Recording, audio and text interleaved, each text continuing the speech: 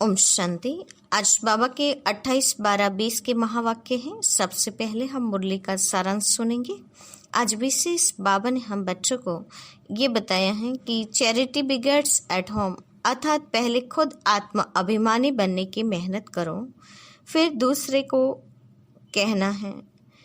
जब तुम अपने को आत्मा समझ करके आत्मा को ज्ञान देंगे तो तुम्हारी ज्ञान तलवार में जौहर रहेगा। हाँ, इसमें मेहनत है तो जरूर कुछ न कुछ सहन करना पड़ता है। इस समय सुख दुख, निंदा स्तुति, मान अपमान, लाभ हानि, ये सब थोड़ा बहुत सहन करना पड़ता है। तो जब भी कोई उल्टा सुल्टा बोलता है तो कहते हैं चुप।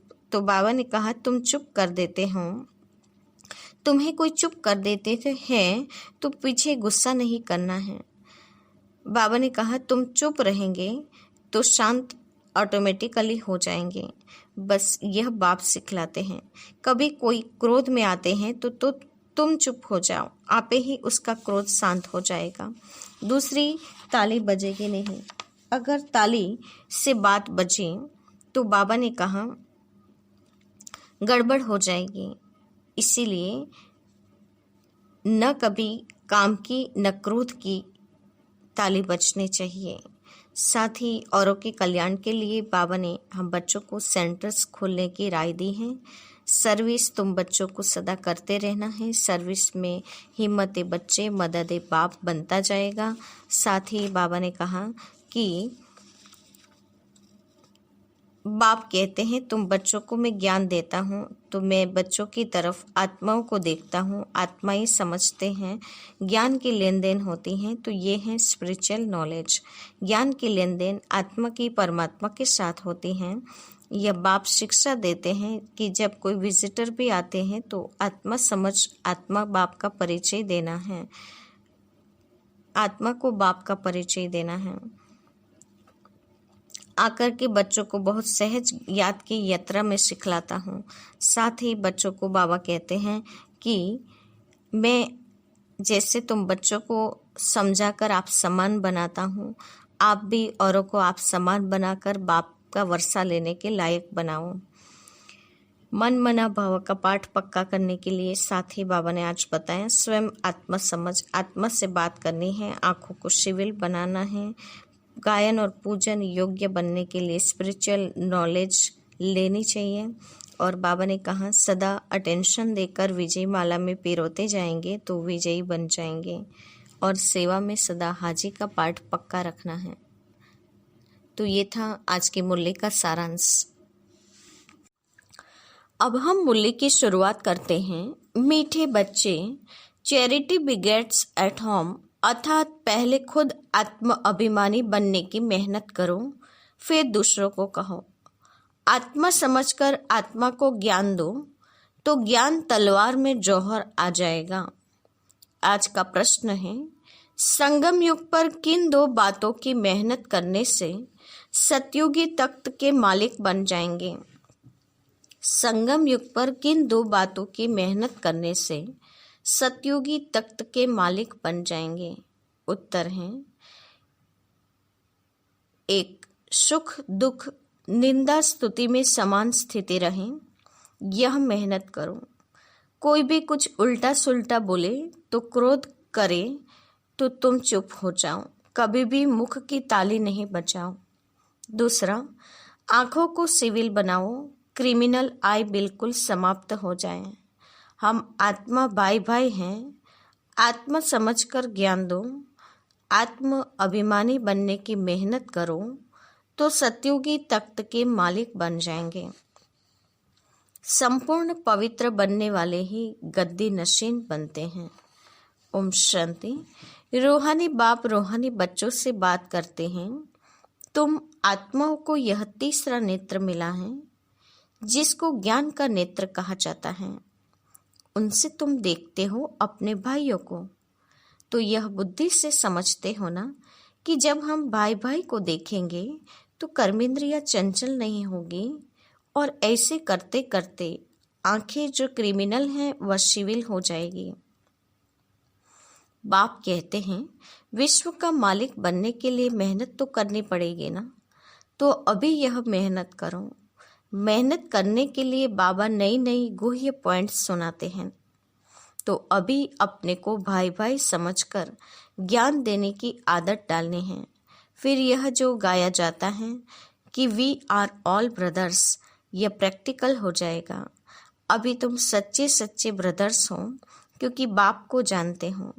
बाप तुम बच्चों के साथ सर्विस कर रहे हैं।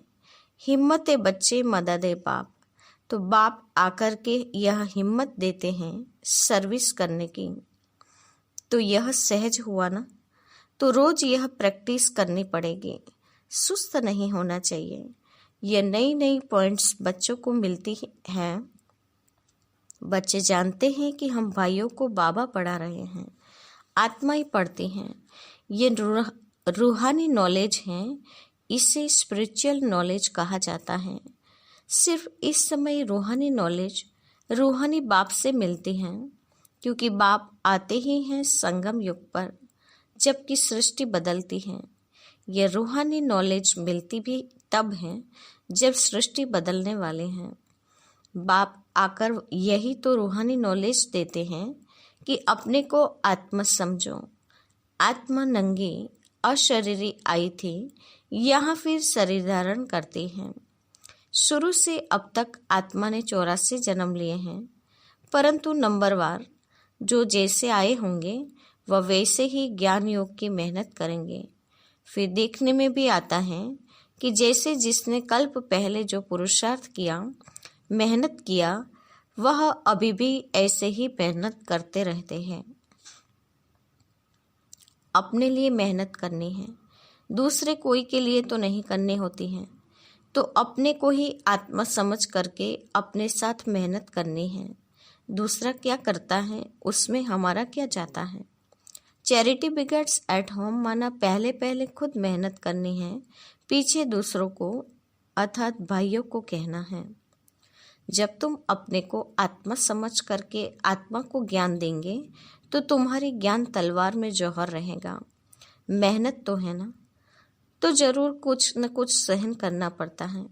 इस समय दुख सुख, निंदा स्तुति, मान अपमान, यह सब थोड़ा बहुत सहन करना पड़ता है। तो जब भी कोई उल्टा सुल्टा बोलता है तो कहते हैं चुप। जब कोई चुप कर देते हैं तो पीछे कोई गुस्सा क्या करेंगे। जब कोई बात करते हैं और दूसरा भी बात करते हैं तो मुख की ताली बजती है।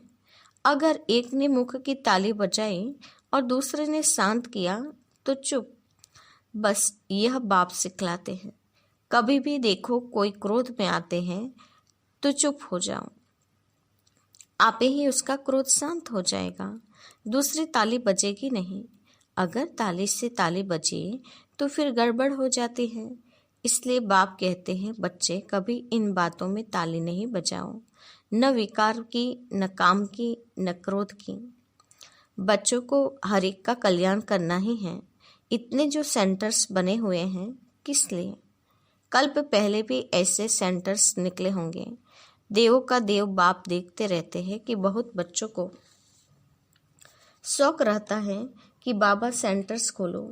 हम सेंटर्स खोलते हैं, हम खर्चा उठाएंगे, तो दिन प्रतिदिन ऐसे होते जाएंगे, क्योंकि जितना विनाश के दिन नज़दीक होते जाएंगे उतना फिर इस तरफ भी सर्विस का शौक बढ़ता जाएगा।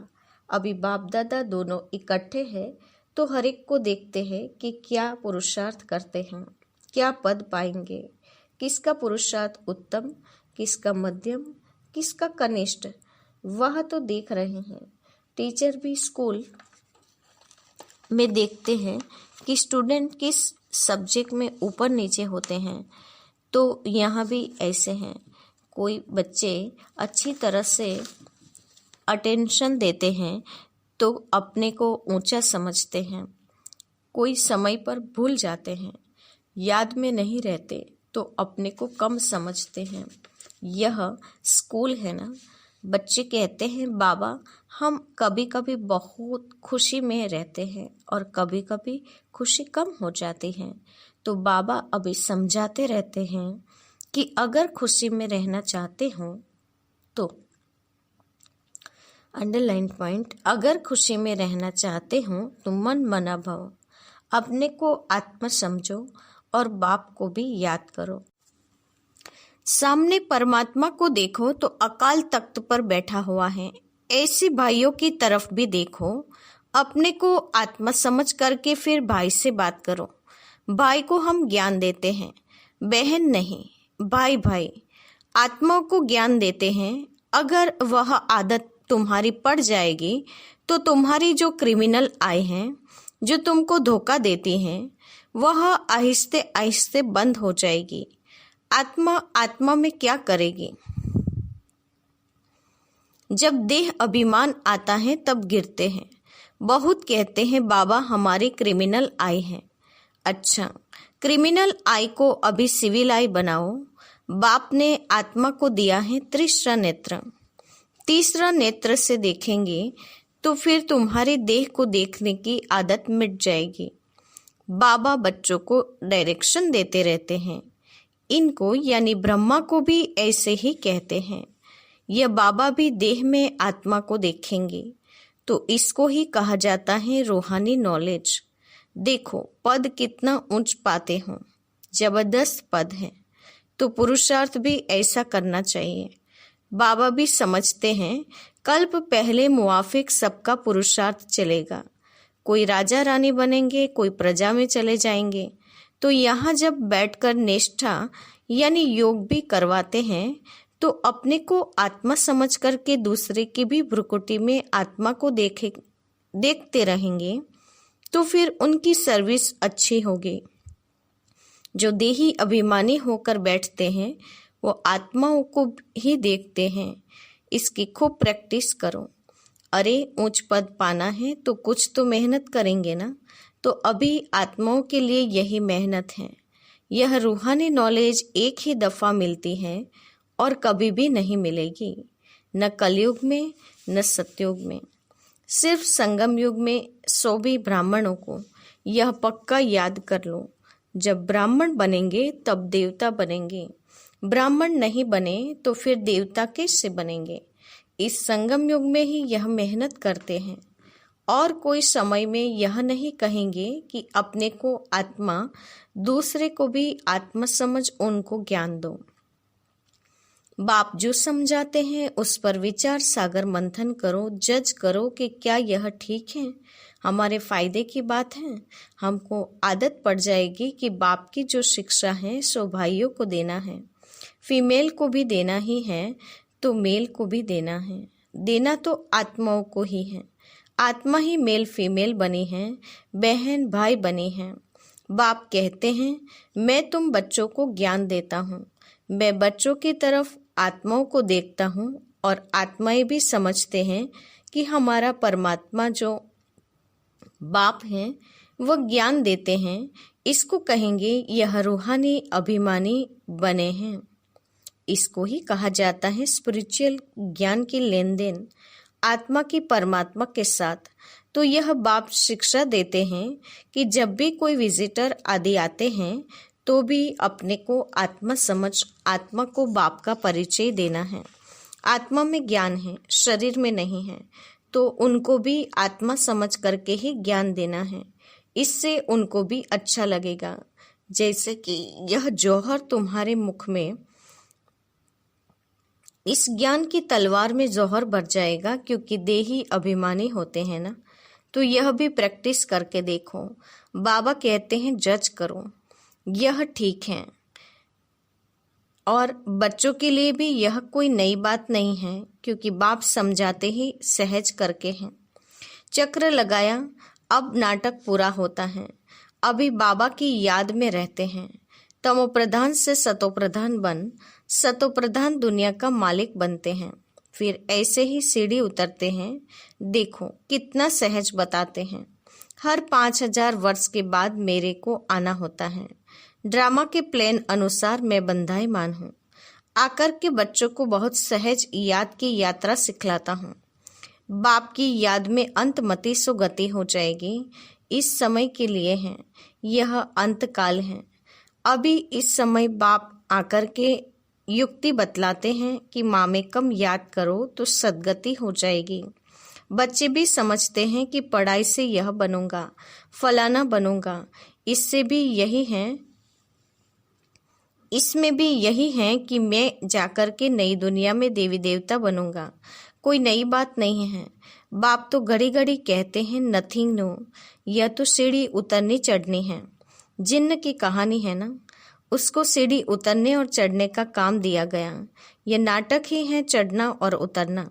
याद की यात्रा से बहुत मजबूत हो जाएंगे। इसलिए भिन्न भिन्न प्रकार से बाप बच्चों को बैठ सिखलाते हैं कि बच्चे अभी देही अभिमानी बनो, अभी सबको वापिस जाना है। तुम आत्मा पूरे 84 जन्म लेकर तमोप्रधान बन गई हो। भारतवासी ही सतो रजो तमो बनते हैं। दूसरी कोई नेशनलिटी को नहीं कहेंगे कि पूरे 84 जन्म लिए हैं।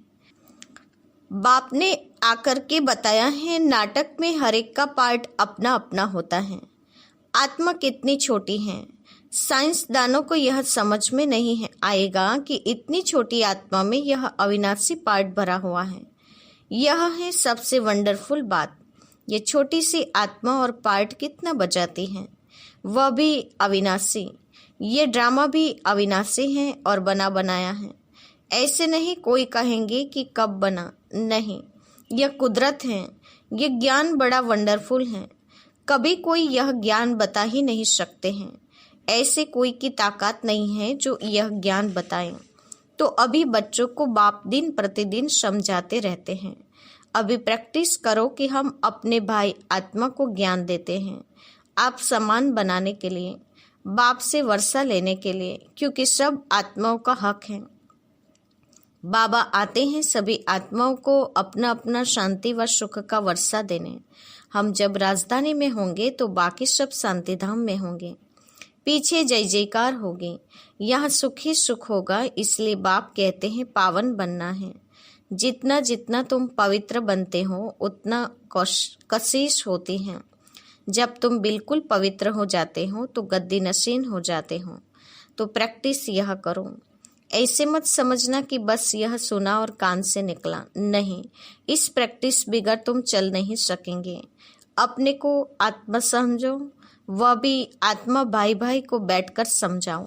रूहानी बाप रूहानी बच्चों को समझाते हैं। इसको कहा जाता है रूहानी स्पिरिचुअल नॉलेज। स्पिरिचुअल फादर देने वाला है।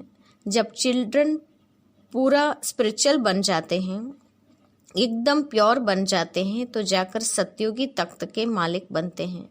जो प्योर नहीं बनेंगे वो माला में भी नहीं आएंगे। माला का भी कोई अर्थ तो होगा ना।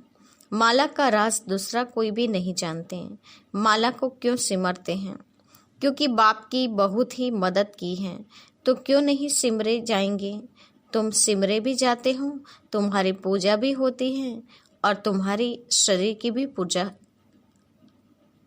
पूजा जाता है, और मेरी तो सिर्फ आत्मा को पूजा जाता है।